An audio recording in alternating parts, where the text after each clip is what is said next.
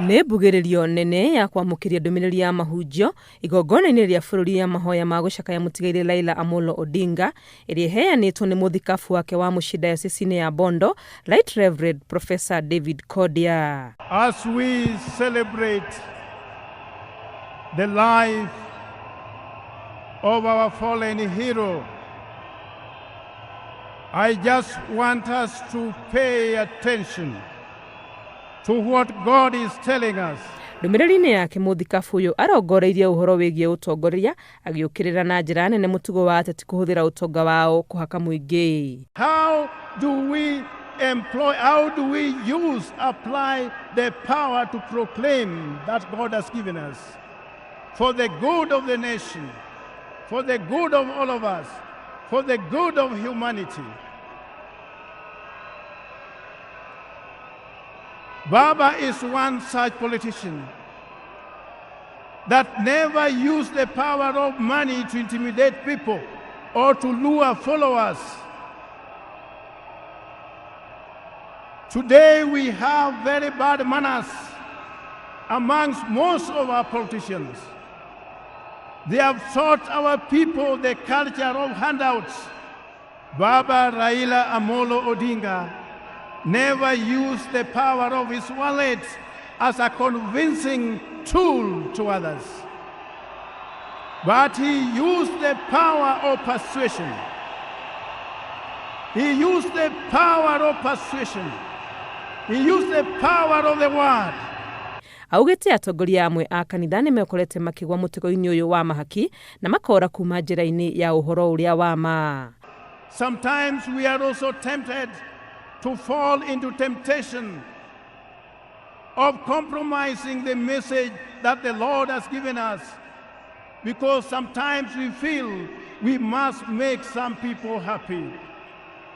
I want to tell you for free that God has called all of us only to proclaim His will, and once we proclaim that, we remain stronger than ever before.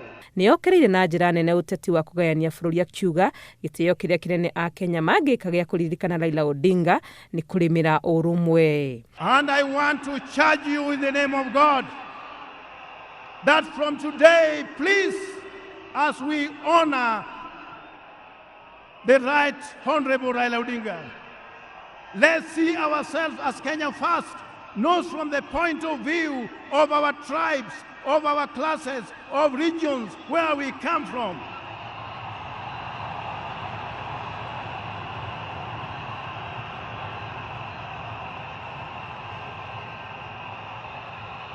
Kenya is too small to be subdivided into regions.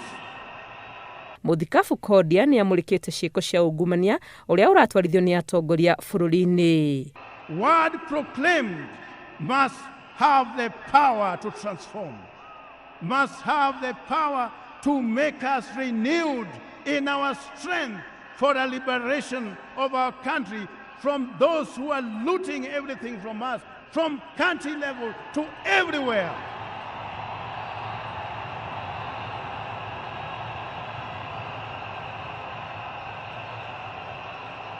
If there is anyone here, I want us to make a testament.